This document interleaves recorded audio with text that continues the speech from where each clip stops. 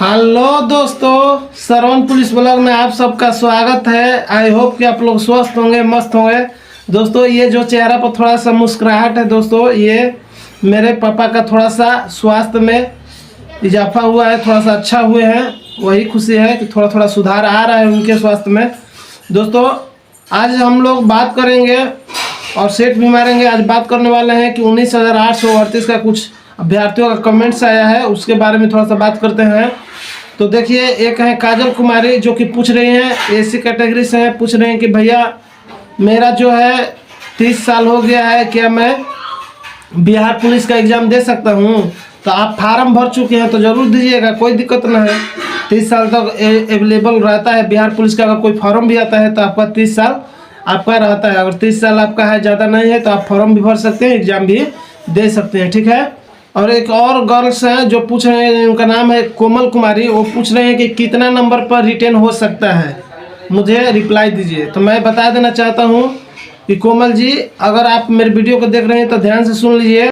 अगर आपका नंबर 55 से 60 आ रहा है तो बिहार पुलिस का एग्ज़ाम आराम से निकल जाएगा। आपको कोई घबराने की जरूरत नहीं है, कोई टेंशन की बात नहीं है। बशर्ते कि आप रेगुलर पढ़ाई करते रहिए, सेट मारते रहिए और 55 से 60 आपका एवरेज आता रहेगा, बस वो उतना में हो जाएगा, आपका काफ़ी है उतना, ठीक है। उतना पे एग्ज़ाम निकल जाएगा। और रहा बात फिर कि फिजिकल में क्या होगा, तो फिजिकल में भी मैं बता दे रहा हूँ कि इस बार 21,391 में जो गया है वो 58 फिजिकल का मार्क्स है, जो कि 58 नंबर पे हो गया है, ठीक है। लड़का लड़की दोनों का सेम था एबीसी में, तो इस बात को ध्यान रखिए। और वो फिजिकल भी आप पास कर जाइएगा, आप लोग को कोई ज़्यादा परेशानी नहीं होगा, बशर्ते कि आप थोड़ा बहुत फिजिकल और रिटेन के लिए प्रयास करते रहिए, हो जाएगा, ठीक है। तो चलिए दोस्तों, आज हम लोग जो सेट मारने वाले हैं वो हम लोग साइंस के मारेंगे और वेरी इंपॉर्टेंट है। तो चलिए चलते हैं क्वेश्चन के तरफ। आप लोग वीडियो में शुरू से लास्ट तक बने रहिएगा और वीडियो अच्छा लगेगा तो लाइक करिएगा, कमेंट करिएगा, शेयर करिएगा, ठीक है। और सब्सक्राइब ना किए होंगे तो सब्सक्राइब भी कर लीजिएगा। चलिए चलते हैं क्वेश्चन की तरफ। तो चलिए दोस्तों, हम लोग देखते हैं फर्स्ट क्वेश्चन की ताप की एसआई इकाई क्या है, कैलोरी, जूल, सेल्सियस या केल्विन। तो दोस्तों, ताप का एसआई इकाई क्या हो जाएगा, ये हो जाएगा आपको केल्विन में, ऑप्शन नंबर डी। चलिए नेक्स्ट क्वेश्चन देखते हैं कि वोल्ट का संबंध है धारा से, विभवांतर से, शक्ति से या प्रतिरोध से। तो दोस्तों, वोल्ट का संबंध हो जाएगा विभवांतर से, ऑप्शन नंबर बी। चलिए नेक्स्ट क्वेश्चन है कि एक दर्पण में अगर कोण 60 डिग्री है तो परावर्तन कोण क्या होगा, बताइए क्या हो सकता है दोस्तों। 30, 60, 90 या 120। क्या हो जाएगा दोस्तों, ये हो जाएगा आपको 60 डिग्री होगा, क्योंकि आपतन कोण और परावर्तन कोण क्या होता है, दोनों बराबर होता है। तो ये 60 डिग्री है आपतन कोण, तो परावर्तन कोण भी 60 डिग्री होगा, ऑप्शन नंबर बी। चलिए नेक्स्ट क्वेश्चन, पेंडुलम की आवृत्ति किस पर निर्भर करती है, बताइए। लंबाई पर, भार पर, पदार्थ पर या आयतन पर। तो दोस्तों, पेंडुलम की आवृत्ति जो है, इसका फॉर्मूला होता है आवर्त टी बराबर, यानी आवर्तकाल बराबर होता है 2 पाई रूट में L/G होता है, ठीक है। तो ये ध्यान दीजिएगा कि L जो है लंबाई है, ठीक है। तो इस प्रकार से ध्यान रखिएगा। तो इसका हो जाएगा लंबाई पर, ऑप्शन नंबर बी। चलिए नेक्स्ट क्वेश्चन देखते हैं कि लेंस का मात्रक क्या है, बताइए। मीटर, सेंटीमीटर, डायोप्टर या न्यूटन। तो दोस्तों, लेंस का क्या हो जाएगा, डायोप्टर, ऑप्शन नंबर सी। चलिए नेक्स्ट क्वेश्चन देखते हैं, किसी दर्पण का उपयोग वाहन के रियर व्यू मिरर में होता है, बताइए। क्वेश्चन दोस्तों कह रहा है कि जो दर्पण जो लगाया जाता है गाड़ी वाहन में पीछे के व्यू देखने के लिए, वो बताइए कौन सा रहता है, अवतल की, उत्तल की, समतल की, क्रॉस मिरर, कौन सा दर्पण रहता है। तो दोस्तों, उसमें जो होता है उत्तल दर्पण होता है, ऑप्शन नंबर बी हो जाएगा, ठीक है। एक और इसी पर क्वेश्चन पूछता है कि गाड़ी में साइड मिरर के रूप में, मतलब यही क्वेश्चन रहता है सेम टू सेम, ठीक है। उसका वर्ड बदल जाता है तो वो भी उत्तल होता है, ठीक है। चलिए नेक्स्ट क्वेश्चन देखते हैं कि ओम का नियम किससे संबंधित है, दाब, ताप, विद्युत या ध्वनि। तो ओम का नियम जो दोस्तों, ये हो जाएगा विद्युत पे, ठीक है। इसका R बराबर V/I जो फॉर्मूला होता है, तो उसमें क्या होता है, R प्रतिरोध है, V जो है विभवांतर वोल्ट हो जाता है, फिर इसके बाद आई जो है विद्युत धारा हो जाता है, तो विद्युत पर निर्भर करेगा। चलिए नेक्स्ट क्वेश्चन देखते हैं। कार्य और ऊर्जा का संबंध है, बताइए कार्य और ऊर्जा का संबंध किससे है? कार्य बराबर ऊर्जा गुणे समय, ऊर्जा बराबर कार्य, कार्य बराबर बल गुणे विस्थापन, या कार्य बराबर शक्ति गुणे समय। तो दोस्तों ये हो जाता है कार्य बराबर बल गुणे विस्थापन, ऑप्शन नंबर सी। चलिए नेक्स्ट क्वेश्चन। गुरुत्वाकर्षण बल का खोजकर्ता कौन था, बताइए गैलीलियो, न्यूटन, आर्किमिडीज या पास्कल। तो गुरुत्वाकर्षण बल न्यूटन खोजे थे, ऑप्शन नंबर बी हो जाएगा। चलिए नेक्स्ट क्वेश्चन। पंखा किस ऊर्जा को यांत्रिक ऊर्जा में बदलता है? तो पंखा जो है दोस्तों, पंखा में लाइन दीजिएगा, विद्युत दीजिएगा तो वो यांत्रिक में बदलता है, तो ये हो जाएगा आपको विद्युत से यांत्रिक में, ठीक है, ऑप्शन नंबर सी। चलिए नेक्स्ट क्वेश्चन। रंगीन इंद्रधनुष किसका परिणाम है, बताइए अपवर्तन का, परावर्तन का, विवर्तन का या परिकरण का। तो दोस्तों रंगीन इंद्रधनुष जो बनता है जिसमें 7 रंग होता है वो जो है अपवर्तन का होता है, ऑप्शन नंबर ए, ठीक है। चलिए नेक्स्ट क्वेश्चन। खून को जमने से रोकता है कौन, प्लेटलेट या प्लाज्मा या थ्रोम्बिन या हिपेरिन। तो दोस्तों आप देखे होंगे कि जब ये खून है जो है हमारे शरीर में जब बाहर आता है तो वो जम जाता है, जबकि अंदर रहता है तो नहीं जमता है। तो इसका कारण क्या है कि जो नहीं जमता है उसका कौन सा चीज़ है, तो वो हो जाएगा हिपेरिन, जो कि खून को जमने नहीं देता है, ठीक है, ऑप्शन नंबर डी। कौन सी ग्रंथि को मास्टर ग्रंथि कहा जाता है, तो ये हो जाएगा पिट्यूटरी ग्रंथि को, चलिए ठीक है, ऑप्शन नंबर ए। चलिए नेक्स्ट क्वेश्चन देखते हैं कि आरएनए का कार्य है ऊर्जा देना, आनुवंशिक सामग्री को स्थानांतरित करना या रासायनिक अभिक्रिया या ऑक्सीजन परिवहन। तो दोस्तों आरएनए का कार्य है आनुवंशिक सामग्री को स्थानांतरित करना, ठीक है। एक टीआरएनए होता है, एक होता है एमआरएनए, ठीक है, तो इस प्रकार से होता है। चलिए नेक्स्ट क्वेश्चन देखते हैं। तंत्रिका तंत्र की इकाई क्या है, रक्त कोशिका, न्यूरॉन, प्लाज्मा या डीएनए। तो तंत्रिका तंत्र की इकाई न्यूरॉन है, option number B. Next question. PH scale किसके लिए होता है, तापमान, अम्लता और क्षारीयता, दाब या वाष्पीकरण। तो पीएल स्केल जो होता है ये अम्ल और क्षारीय बताता है, ऑप्शन नंबर बी हो जाएगा। चलिए नेक्स्ट क्वेश्चन। खाने का सोडा का रासायनिक नाम क्या है, बताइए दोस्तों sodium chloride, sodium bicarbonate, calcium carbonate या अमोनिया क्लोराइड। तो ये क्या हो जाएगा दोस्तों, खाने वाला सोडा का रासायनिक नाम जो होता है वो सोडियम बाइकार्बोनेट होता है, ठीक है। इसको ध्यान रखिएगा, आप याद करने का तरीका मैं बताऊँ। खाने वाला जब सोडा पूछेगा तो जब खा लेते हैं ज़्यादा तब बाई आने लगता है, हिची खिची करने लगते हैं, तो याद रखिएगा कि खाने वाला सोडा बाई से याद रख लीजिए कि सोडियम बाइकार्बोनेट होता है, ठीक है। एक होता है दोस्तों इसी में कि धोने वाला सोडा, तो उसका रासायनिक नाम पूछेगा तो कहिएगा सोडियम कार्बोनेट, उसमें बाई नहीं लगेगा, बाई हट जाएगा उसमें, ठीक है। धोने वाला सोडा में क्या होगा, बाई हट जाता है, सोडियम कार्बोनेट होता है उससे, उसको ध्यान रखिएगा। और क्वेश्चन पूछेगा कि सोडियम बाइकार्बोनेट जो खाने वाला सोडा है उसको और किस नाम से जाना जाता है, तो बेकिंग सोडा के नाम से जाना जाता है। और क्वेश्चन पूछेगा कि सोडियम बाइकार्बोनेट का सूत्र क्या होता है दोस्तों, तो NaHCO3, ठीक है, सोडियम बाइकार्बोनेट NaHCO3, ठीक है, सोडियम बाइकार्बोनेट हो जाएगा, ठीक है। और वही क्वेश्चन पूछेगा कि सोडियम कार्बोनेट का क्या होगा, तो Na2CO3, ठीक है। चलिए आगे बढ़ते हैं हम लोग।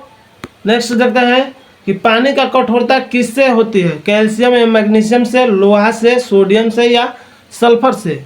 तो पानी की कठोरता जो होता है दोस्तों कैल्शियम में मैग्नीशियम के कारण होता है, ऑप्शन नंबर ए हो जाएगा। चलिए नेक्स्ट क्वेश्चन।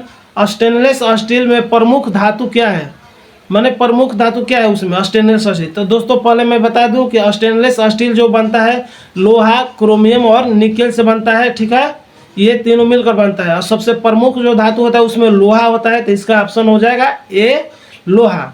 और क्रोमियम जो होता है दोस्तों ये जंग से बचाता है, इसलिए क्रोमियम इसमें मिलाया जाता है, ठीक है, तो ऑप्शन नंबर इसका ए हो जाएगा लोहा। चलिए नेक्स्ट क्वेश्चन। दूध का पीएच मान होता है, बताइए 6.6, 7.5, 5.5 या 8।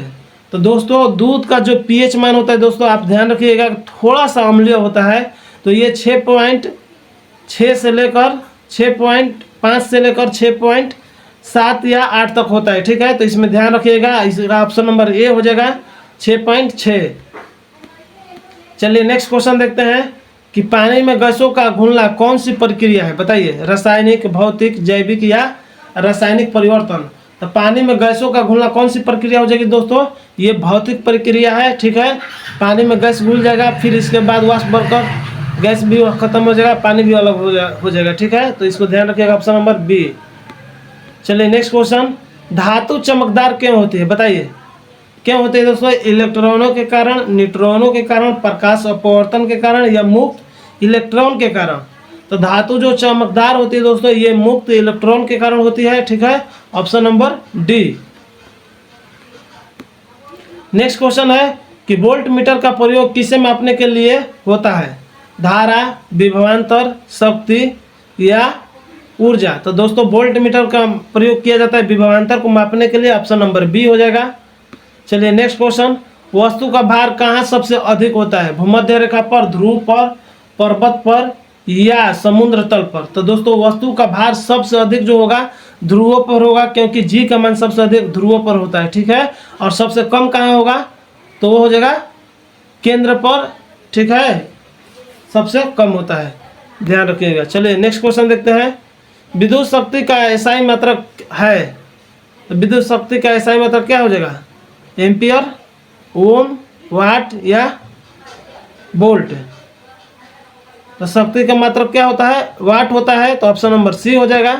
चलिए नेक्स्ट क्वेश्चन, बल का मात्रक क्या है, जूल, न्यूटन, वोल्ट या वाट। तो बल का न्यूटन होता है, ऑप्शन नंबर बी। चलिए नेक्स्ट क्वेश्चन, न्यूटन किसके खोज करता है, गति के नियम, ऊष्मा का सिद्धांत, प्रकाश का अपवर्तन या विद्युत। तो न्यूटन किसके खोज करता है, तो मैं बता दूं, न्यूटन जो है गति के नियम दिए थे, ऑप्शन नंबर ए हो जाएगा। चलिए नेक्स्ट क्वेश्चन देखते हैं, गति बदलने के लिए किसकी आवश्यकता होती है, बताइए। बल का, द्रव्यमान का, ऊर्जा का या ऊष्मा का। तो दोस्तों ये जो हो जाएगा गति बदलने के लिए किसकी आवश्यकता होती है, तो ये हो जाएगा आपका बल का।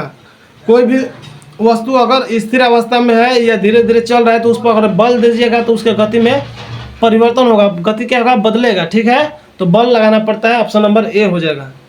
चलिए नेक्स्ट क्वेश्चन देखते हैं, विटामिन सी की कमी से कौन सा रोग होता है, बताइए। रिकेटस, स्कर्बी, एनीमिया या बेरीबेरी। तो दोस्तों मैं बता दूं कि विटामिन सी के कमी से जो रोग होता है वो हो जाएगा आपको स्कर्बी, ऑप्शन नंबर बी।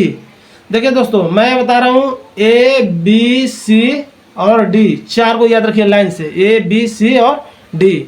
ए से होता है विटामिन ए के कमी से होता है रतौंधी, बी के कमी से होता है बेरीबेरी, सी के कमी से होता है स्कर्बी और डी के कमी से होता है रिकेटस, ठीक है, याद रख लीजिएगा। चलिए आगे चलते हैं, पेड़ पौधे क्या करते हैं, बताइए। पेड़ पौधे क्या करते हैं, CO2 यानी कार्बन डाइऑक्साइड छोड़ते हैं, O2 यानी ऑक्सीजन अवशोषित करते हैं, प्रकाश संश्लेषण करते हैं या प्रोटीन बनाते हैं।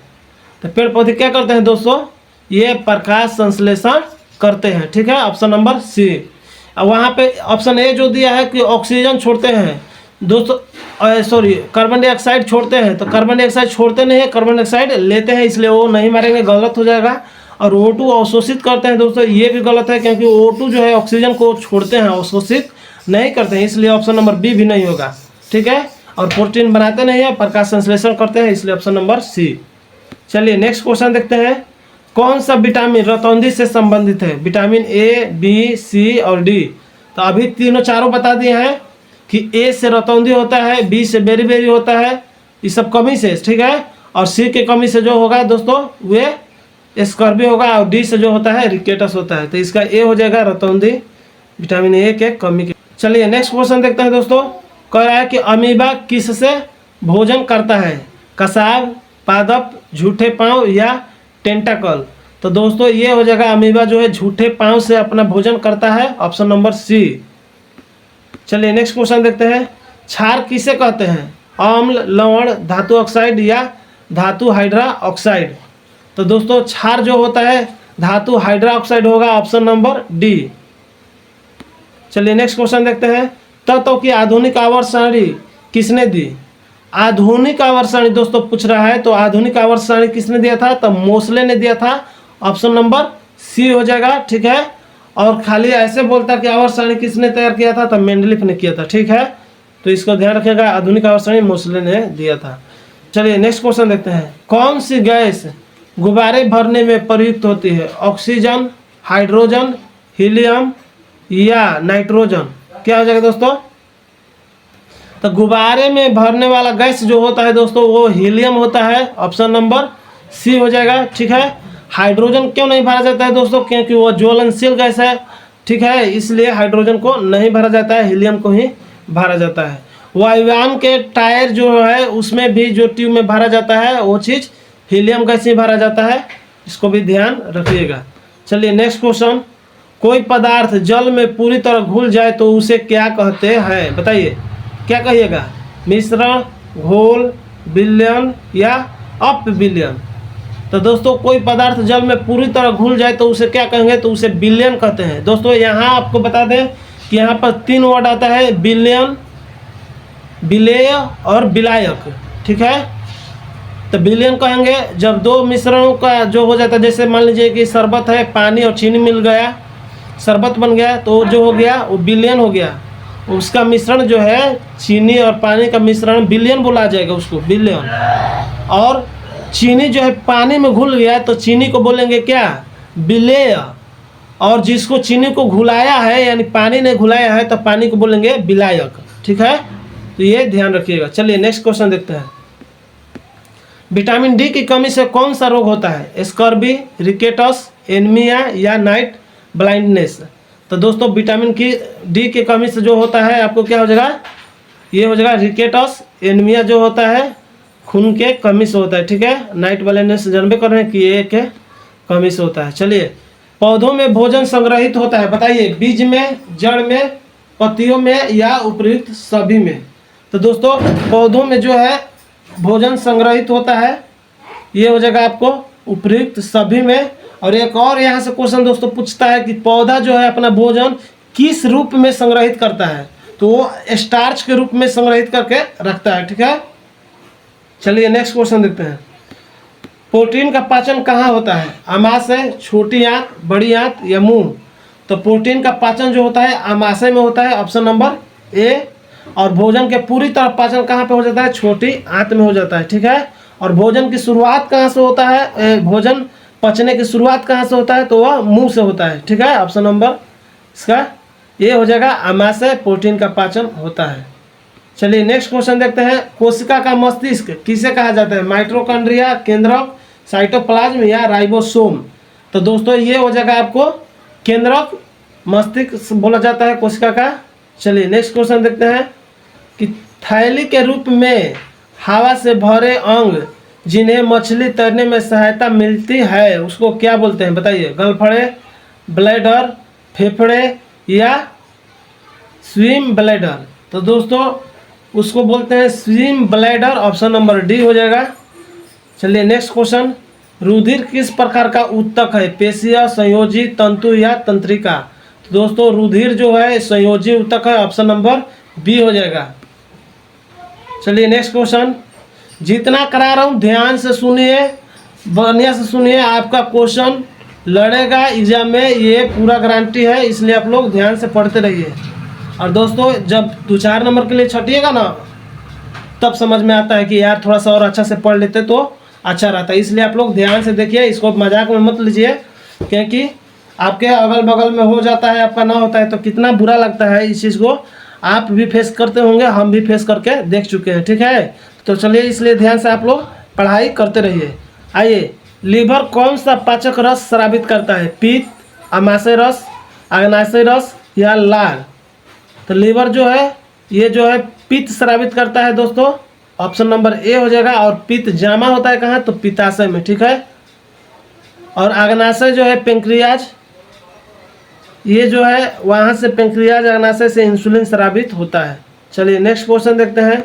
मनुष्य में सबसे कठोर पदार्थ कौन सा है? अस्थि, नाखून, एनामेल या त्वचा? तो दोस्तों मनुष्य में सबसे कठोर पदार्थ जो है एनामेल है, option number C. Next question. DNA की खोज किसने की थी? बताइए, मेंडलीफ, वाटसन और क्रिक या डार्विन या हार्वे? तो डीएनए की खोज वाटसन और क्रिक ने किया था, ऑप्शन नंबर बी। चलिए नेक्स्ट क्वेश्चन, कौन सा अंग रक्त छाननी कहलाता है बताइए? ब्लड फिल्टर, ब्रिक, यकृत, फेफड़ा या अमाशय? तो दोस्तों रक्त को कौन छानने का काम करता है? ब्रिक, किडनी, ऑप्शन नंबर ए। चलिए नेक्स्ट क्वेश्चन, हीमोग्लोबिन में कौन सी धातु होती है? तांबा, लोहा, सोना या कैल्शियम? तो दोस्तों हीमोग्लोबिन में कौन सी धातु होती है? ये लोहा हो जाएगा, ऑप्शन नंबर बी। चलिए नेक्स्ट क्वेश्चन, टाइफाइड रोग किसके कारण होता है? वायरस, प्रोटोजोआ, जीवाणु या कवक? तो दोस्तों टाइफाइड जो होता है बैक्टीरिया जीवाणु से होता है, option number C. Next question, पाचन तंत्र का सबसे लंबा भाग कौन सा है बताइए? अमाशय, छोटी आंत, बड़ी आंत या ग्रास नली? तो पाचन तंत्र का सबसे लंबा भाग जो है होता है दोस्तों वो छोटी आंत होता है, ऑप्शन नंबर बी। चलिए नेक्स्ट क्वेश्चन देखते हैं, सबसे हल्का गैस कौन सी है? Oxygen, helium, hydrogen, nitrogen?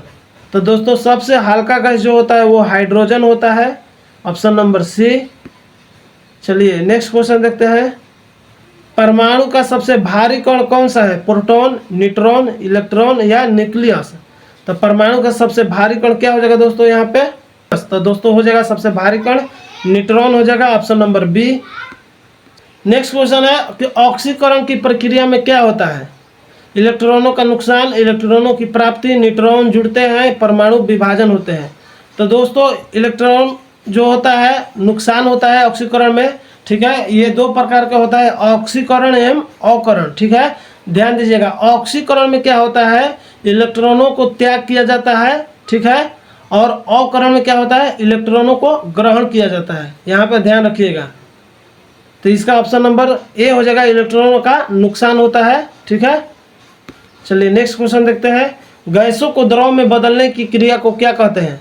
जब गैस जो है द्रव में बदलेगा उसको क्या कहेंगे? संघनन कहेंगे, ठीक है। ऑप्शन नंबर बी, ध्यान रखिएगा। चलिए नेक्स्ट क्वेश्चन देखते हैं, विघटन की अभिक्रिया क्या होती है? दो तत्व मिलते हैं, एक यौगिक टूटकर दो भागों में बदलता है, इलेक्ट्रॉन जो है स्थानांतरण होता है, एसिड क्षार अभिक्रिया। तो दोस्तों विघटन का मतलब ही होता है टूटना, ठीक है, विघटित होना, टूटना। तो ये हो जाएगा दो भागों में बदलता है, ठीक है, और यौगिक टूटकर दो भागों में बदलता है, option number B. Next question है कि भारी जल में कौन सा तत्व सामान्य जल से अधिक होता है बताइए? ड्यूटेरियम, ऑक्सीजन, हाइड्रोजन या कार्बन? तो दोस्तों भारी जल में कौन सा तत्व अधिक होता है? तो ये हो जाएगा ड्यूटेरियम। भारी जल का रासायनिक सूत्र जो होता है दोस्तों D2O होता है, ठीक है, यानी ड्यूटेरियम ऑक्साइड बोला जाता है उसका भारी जल का रासायनिक नाम ड्यूटेरियम ऑक्साइड, और उसका सूत्र होता है D2O। दूध को लंबे समय तक सुरक्षित रखने के लिए कौन सी प्रक्रिया अपनाई जाती है? उबालना, छानना, पाश्चुरीकरण या गैस भरना? दूध को लंबे समय तक सुरक्षित रखने के लिए उबाला नहीं जाता है, छानना नहीं जाता है, पाश्चुरीकरण किया जाता है, ऑप्शन नंबर सी हो जाएगा। चलिए नेक्स्ट क्वेश्चन देखते हैं कि गैसों की गति किस पर निर्भर करती है बताइए? आयतन पर, द्रव्यमान पर, तापमान पर या घनत्व पर? तो गैसों की गति जो है दोस्तों ये तापमान पर निर्भर करता है, ऑप्शन नंबर सी। चलिए नेक्स्ट क्वेश्चन, हाइड्रोक्लोरिक एसिड का सूत्र क्या होता है? तो हाइड्रोक्लोरिक एसिड का सूत्र जो होता है HCl होता है, ऑप्शन नंबर ए। चलिए नेक्स्ट क्वेश्चन, नीला लिटमस लाल हो जाता है जब उसे किसमें डुबाया जाए? क्षार में, अम्ल में, लवण में या पानी में? तो दोस्तों नीला लिटमस पत्र लाल हो जाता है कब होगा? जब वो अम्ल में डुबाया जाएगा, ठीक है, ऑप्शन नंबर इसका बी हो जाएगा। दोस्तों एक और क्वेश्चन यहीं से पूछता है कि जब लाल लिटमस पत्र को क्षार में डुबाया जाता है, ठीक है, तो वो कैसा हो जाएगा? तो वो नीला हो जाएगा, ठीक है, इसको भी ध्यान रखिएगा। तो ये हो जाएगा अम्ल में डुबाया जाता है। चलिए नेक्स्ट क्वेश्चन, जंग किस प्रक्रिया से होती है? जलने से, ऑक्सीकरण से, संघनन से या अपघटन से? तो जो दोस्तों जंग जो है ऑक्सीकरण से हो जाएगा, option number B. Next question, विस्फोटक पदार्थ कौन सा है? पोटेशियम नाइट्रेट, सोडियम क्लोराइड या कैल्शियम कार्बोनेट या आयरन ऑक्साइड? तो दोस्तों ये हो जाएगा आपको विस्फोटक जो है पोटेशियम नाइट्रेट है, ऑप्शन नंबर ए हो जाएगा। चलिए नेक्स्ट क्वेश्चन, अक्रिय गैस कौन सी है? ऑक्सीजन, हाइड्रोजन, नाइट्रोजन या हीलियम? अक्रिय गैस या नोबेल गैस एक ही चीज़ को बोलते हैं दोस्तों। इसमें क्या हो जाएगा दोस्तों? तो ये हो जाएगा आपको हीलियम जो है अक्रिय गैस है। अक्रिय गैस को ही नोबेल गैस भी बोला जाता है, आप इसमें कन्फ्यूजन मत होइएगा। और क्वेश्चन कभी कभी ये भी पूछता है कि कितने होते हैं, तो ये अक्रिय गैस या नोबेल गैस पूरे 7 होते हैं। Helium, neon, argon, krypton, xenon, radon ऐसे करके होते हैं, ठीक है। एक एक्सॉन होता है, तो इस प्रकार से 7 होते हैं। तो चलिए इसका डी हो जाएगा। चलिए नेक्स्ट क्वेश्चन देखते हैं, सोडियम धातु को किस में रखा जाता है? बताइए, जल में, अम्ल में, मिट्टी के तेल में या हवा में? तो दोस्तों सोडियम धातु को केरोसिन तेल यानी मिट्टी के तेल में रखा जाता है, ऑप्शन नंबर सी। लेकिन क्यों रखा जाता है? क्योंकि दोस्तों इसको जल में रखिएगा तो भी ऑक्सीजन से संपर्क करके आग पकड़ लेगा, ऐसे रखिएगा तो भी आग पकड़ लेगा, इसलिए इसको मिट्टी तेल में रखा जाता है। और एक सोडियम धातु ऐसा है जिसको चाकू से आराम से काटा जा सकता है। मस्तिष्क की सबसे बाहरी झिल्ली को क्या कहते हैं? बताइए। ये हम लोग का ब्रेन है, मस्तिष्क है, तो इसके ऊपर खोपड़ी है और खोपड़ी के अंदर जो है मस्तिष्क है। तो लेकिन मस्तिष्क के ऊपर एक परत होता है, एक झिल्ली होता है, वो उसको क्या बोलते हैं? ड्यूरामीटर, पायोमीटर या एक्सोनोइड या न्यूरॉन? तो दोस्तों ड्यूरामीटर बोलते हैं, ऑप्शन नंबर ए। चलिए नेक्स्ट क्वेश्चन देखते हैं, एड्स रोग किस वायरस के कारण होता है? HIV, HPV, इन्फ्लुएंजा या रेबीज वायरस? तो दोस्तों एड्स रोग जो होता है HIV से होता है। लेकिन क्वेश्चन यहाँ पे बता दूं कि एक और क्वेश्चन पूछता है कि जिसको HIV है उसको एड्स है या नहीं? तो दोस्तों कोई ज़रूरी नहीं है, उसका एड्स हो भी सकता है, ना भी हो सकता है, ठीक है। कोई ज़रूरी नहीं है कि जिसको HIV है उसको एड्स है ही। और दोस्तों जिसको एड्स है उसको HIV जरूर होता है, ठीक है, इसको ध्यान रखिएगा। और एड्स दिवस कब मनाया जाता है दोस्तों? तो 1 दिसंबर को मनाया जाता है। चलिए आगे बढ़ते हैं, दृष्टि दोष मायोपिया में कौन सा लेंस लगाया जाता है? दोस्तों मैं बता दूं कि यहाँ पे थोड़ा सा भुलवा दिया है मायोपिया करके, यहाँ पे दूरदृष्टि दोष, निकट दृष्टि दोष न दिया है, मायोपिया कर दिया। तो आपको जानना होगा कि मायोपिया कौन सा दोष है, दूरदृष्टि दोष कि निकट दृष्टि दोष? तो ये दोस्तों मायोपिया जो है ये निकट दृष्टि दोष है। तो निकट दृष्टि दोष को दूर करने के लिए कौन सा लेंस का प्रयोग करते हैं? ये हो जाएगा अवतल लेंस को, ठीक है। तो ऑप्शन नंबर बी हो जाएगा। वही हाइड्रोमायोपिया करता तो वो हो जाता दूरदृष्टि दोष, और दूरदृष्टि दोष को दूर करने के लिए उत्तल लेंस का प्रयोग किया जाता है, ठीक है। तो इसका ऑप्शन नंबर बी हो जाएगा, अवतल लेंस। निकट दृष्टि दोष को दूर किया जाता है यानी मायोपिया को दूर किया जाता है अवतल लेंस से। चलिए नेक्स्ट क्वेश्चन, पादपों में भोजन का परिवहन कौन करता है? जाइलम, फ्लोएम, मेरिस्टेम या पेरेन्काइमा? तो दोस्तों पादपों में भोजन का परिवहन जो करता है वो फ्लोएम ऊतक के द्वारा होता है और जाइलम ऊतक के द्वारा जल का परिवहन होता है। चलिए नेक्स्ट क्वेश्चन देखते हैं, शरीर में आयोडीन की कमी से कौन सा रोग होता है? रिकेटस, घेंगा, स्कर्वी या एनीमिया? तो दोस्तों आयोडीन की कमी से जो रोग होता है घेंगा रोग होता है, जिसको गलगंड रोग भी बोलते हैं। यहाँ पे होता है गला के पास बड़ा बड़ा, उसको घेंगा रोग बोलते हैं। तो हो जाएगा बी। चलिए नेक्स्ट क्वेश्चन देखते हैं कि फेफड़ों में गैस का आदान प्रदान किसके द्वारा होता है? ब्रोंकस, ट्रेकिया, एल्वियोलाई या डायफ्राम? तो दोस्तों फेफड़ों में गैसों का आदान प्रदान जो होता है एल्वियोलाई के द्वारा होता है, ऑप्शन नंबर सी हो जाएगा। नेक्स्ट क्वेश्चन, सामान्य नमक का रासायनिक नाम क्या है? Potassium chloride, sodium chloride, calcium chloride या अमोनिया क्लोराइड? तो नमक का रासायनिक नाम सोडियम क्लोराइड होता है, उसका सूत्र जो होता है रासायनिक सूत्र NaCl, ठीक है, सोडियम क्लोराइड। चलिए आगे बढ़ते हैं, अम्ल का स्वाद कैसा होता है? मीठा, खाटा, कड़वा? ये तो पता है आप लोग को कि अम्ल का स्वाद जो होता है वो खाटा होता है, ऑप्शन नंबर बी हो जाएगा। और क्षार का स्वाद जो होता है कड़वा होता है, ठीक है। चलिए नेक्स्ट क्वेश्चन, आवर्त सारणी के जनक है कौन? न्यूटन, डाल्टन, मेंडलीफ या रदरफोर्ड? तो दोस्तों आवर्त सारणी के जनक मेंडलीफ को माना जाता है, option number C. Next question, किसी तत्व का परमाणु संख्या किसे दर्शाता है? न्यूट्रॉन की संख्या, इलेक्ट्रॉन की संख्या, प्रोटॉन की संख्या या द्रव्यमान संख्या? तो दोस्तों परमाणु संख्या जो है ये प्रोटॉनों की संख्या को दर्शाता है, ऑप्शन नंबर सी हो जाएगा। चलिए नेक्स्ट क्वेश्चन देखते हैं, pH मान 7 को क्या कहा जाता है? अम्लीय, क्षारीय, उदासीन या असंतुलित? तो दोस्तों pH मान 7 है तो उसको उदासीन बोलेंगे, और 7 से कम रहता तो उसको बोलते क्या, अम्लीय। 7 से अधिक रहता उसको बोलते क्षारीय। ठीक है, तो चलिए नेक्स्ट क्वेश्चन देखते हैं। लाल लिटमस पत्र नीला हो जाता है जब उसे किसमें डुबाया जाएगा? तो दोस्तों लाल लिटमस पत्र नीला कब होगा? जब उसको क्षार में डुबा दिया जाएगा तो ये हो जाएगा नीला हो जाता है। Option number B. Next question, किसी परमाणु में प्रोटॉन प्लस न्यूट्रॉन को क्या कहते हैं? तो दोस्तों ये क्या कहेंगे? ये कहेंगे द्रव्यमान संख्या। द्रव्यमान संख्या बराबर होता है प्रोटॉन प्लस न्यूट्रॉन। तो option number B. Next question है कि शुष्क बर्फ किसका ठोस रूप है? जल का, अमोनिया का, कार्बन डाइऑक्साइड का या मीथेन का? तो शुष्क बर्फ किसका ठोस रूप है दोस्तों? ये कार्बन डाइऑक्साइड का है। Option number C. चलिए नेक्स्ट क्वेश्चन, एलपीजी में मुख्य संघटक क्या होता है? मीथेन, प्रोपेन और ब्यूटेन, हाइड्रोजन या एथेन? तो एलपीजी में मुख्य घटक क्या होता है दोस्तों? ये प्रोपेन और ब्यूटेन हो जाएगा। Option number B. चलिए नेक्स्ट क्वेश्चन, जो तत्व विद्युत का अच्छा चालक नहीं होता है, ठीक है, तो वह क्या कहलाता है? बताइए। जो तत्व विद्युत का अच्छा चालक नहीं होता है वह क्या कहलाता है? धातु, अधातु, मिश्र धातु या गैस? क्या हो जाएगा दोस्तों? तो ये अधातु कहलाएगा। Option number B. चलिए नेक्स्ट क्वेश्चन देखते हैं। सोना किस धातु के साथ मिलकर आभूषण बनाने में प्रयोग होता है? बताइए। लोहा, चांदी, तांबा या जस्ता?